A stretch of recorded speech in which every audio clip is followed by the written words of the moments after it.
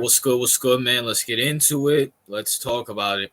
NFL free agency, a lot of big moves happening, and let's get right into it. Let's start off with the light stuff before we get into the two big topics. You know what I'm saying? Share my screen real quick. So CJ Gardner Johnson is going to the Philadelphia Eagles. Now, seeing how Bradbury and Darius Slay played, this is a great upgrade for the Eagles, and Eagles are low-key having a good offseason. So far, so good. Obviously, the addition of Saquon, CJ Gardner Johnson. Now, I'm still wondering what they're going to do at offensive line because Jason Kelsey retiring is a huge blow on their offensive line. I'm going to keep it real. The Eagles' offensive line was kind of I know they re-signed one of their good guards a couple days ago. I'm forgetting his name, but this is a decent signing. We'll see what happens, how it goes to the Philadelphia Eagles. Obviously, I hope it doesn't go well because I'm a Giants fan, so it is what it is. But Aaron Jones was released by the Packers. Obviously, them getting Josh Jacobs. Aaron Jones got released, and he signed with the Minnesota Vikings. I'm going to keep it real. I got to see what Minnesota does. They got pieces. Obviously, they got Jefferson. They got a decent offensive line. They got Jordan Addison. Now Aaron Jones. And I think if they were drafting Michael Penix, if Michael Penix were to follow them, I think this will be a great team for Michael Penix next year in 2025. But at the end of the day, man, I don't know what they're doing. I heard they're taking offers for Justin Jefferson, so we'll see what happens. But, I mean, I don't know if they are because why would you sign Aaron Jones? And this is a good offense. Why would you get rid of your best offensive player? But we'll see how that goes, I guess. I mean, I don't know. Maybe Aaron Jones was trying to do his best Saquon Barkley impersonation, but the only difference is the Vikings are not doing anything. The Eagles are, in this regard, are going to the playoffs. You know what I'm saying? But let's move on to it. Famous Jameis, a.k.a. Jameis Winston, man, has signed to the Cleveland Browns. Yup. Cleveland is signing my boy Jameis Winston. He'll be the backup for Deshaun Watson. If Deshaun Watson gets injured, which I hope he does. I hope Deshaun balls out, but good backup plan, I guess. I mean, Jameis is not a terrible backup. Obviously, you got to deal with the interceptions and the up and down games.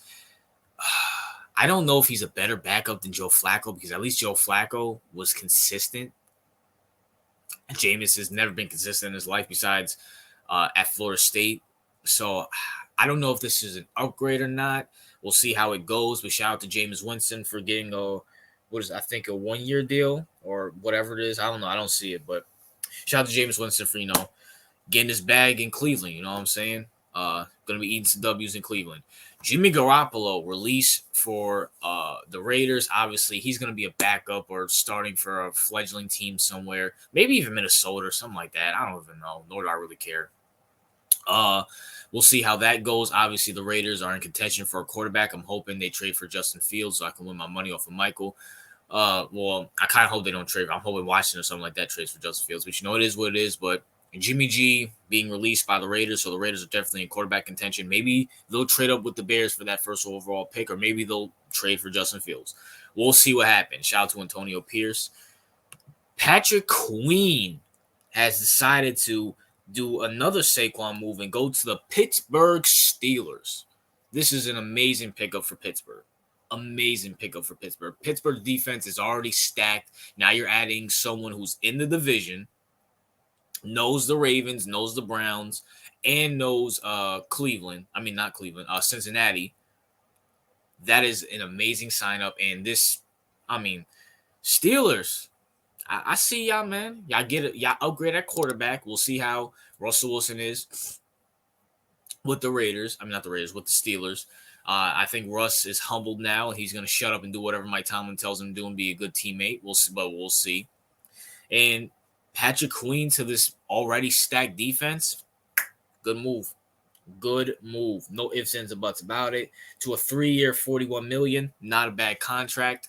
So, I think they already locked up T.J. Watt. So, good move by the Pittsburgh Steelers. Darnell Mooney is going to is going to the Falcons. I mean, that Falcons team, you're gonna have London, you're gonna have Kyle Pitts, Kirk Cousins, that running back, whose name is slipped my mind. They have another good receiver. Now you're out and down on Moody, who's, I mean, to all Bears fans, effect is a third option. Now you got Pitts and London. I mean, Falcons are gonna win that division. No ifs, ands, or buts about it. No ifs, ands, or buts about it. Now, granted, they're not gonna do anything in the playoffs. Maybe at best, if Kirk Cousins is 75 to 80% of what he was last year or throughout his whole season, might make it to a second round. Might make it to a second round, but we all know Kurt in the playoffs, and we all know Kurt in big time. Not a good matchup, you know what I'm saying? But good pickup by Atlanta, you know what I'm saying? But let's get into the big news. Joe Mixon was reportedly supposed to be released by the Bengals, but instead they kept him and traded him to the Texans. This is a great move by the Texans. What's the best friend of a quarterback, especially a young quarterback? A run game. Joe Mixon is still a good running back. I just don't think Cincinnati wanted to pay him because remember last year he took a pay cut to stay with the team. Now, he's going to the Texans who have a lot in cap space because they're not paying CJ and I don't think they're paying anybody, to be honest with you, besides Larry Tunsil. And I don't even know how much he's making, but this is a good move. CJ he can run the ball now. Now, granted, they need to beef up that offensive line and maybe get CJ one more wide receiver, maybe a Michael Thomas, maybe I don't even. Would you want to throw Michael Thomas? Why would you want to have CJ with Michael Thomas's toxic self? I don't know, man. But you never know who's going to get released. You never know who's going to get traded. But great move by the Texans. I don't know how much they gave up for in this trade, which will be official by tomorrow. Doesn't say what they gave up for, but it is what it is. But shout out to the Texans, and hopefully they can do something with Joe Mixon. You know what I'm saying? Shoot. Why is it not saying what they got? Oh, here it is. Trading Joe Mixon. Well, nothing came out about what they're getting now, so it is what it is. But great move by the Texans. Texans making some big boy moves. Shout out to them. In other news, Patrick Mahomes is being traded. No, I'm just playing. Patrick Mahomes is reconstructing his contract to create $22 million in cap space for the Chiefs. So you know what that means. A Michael Thomas, a big trade is going to happen. Big trade is going to happen for the Chiefs because everybody's been saying that this Chiefs team that won the championship is going to be the worst Chiefs team we see in the Andy Reid, Patrick Mahomes era. We all know that I'm pretty sure Travis Kelce's taking a pay cut. I think the only one they're really paying is Snead. I think they gave the franchise tag to Snead, and they're just paying. So I guess they're technically paying him, and they're paying Chris Jones. Other than that, they're not really paying anybody. So what's stopping them from trading for a Justin Jefferson who's demanding a trade? And the Chiefs really don't need first or second round picks because at the end of the day, it's the Chiefs. As long as you got Mahomes, you're AFC contenders. No ifs, ands, or buts about it. No ifs, ands, or buts about it. You know what I'm saying? But shout out to Mahomes for doing a Tom Brady thing and giving the Chiefs back at least $22 million in cap space so they can make a big move. A big move. But let's talk about the main event here. Let's talk about Derrick Henry to the Ravens. Now, shout out to my co-host, my fat co-host CEO. Obviously, this is a good move by the Ravens. I'm glad the Ravens actually did something big move-wise. I get Derrick Henry's 30. I get, he's not the same Derrick Henry he was in 2019, ironically eliminating the Ravens from the playoffs. But you know what? He's better than Gus Edwards. He's better than what the Ravens have. That read option is going to be amazing. And Derrick Henry, instead of having Lamar, Gus Edwards, or J.K. Dobbins on 31 tearing his ACL once again for the third straight year, you got Derrick Henry. Derrick Henry's still pretty good. He can still give you production. Obviously he's on the decline, but I still think he's in his prime.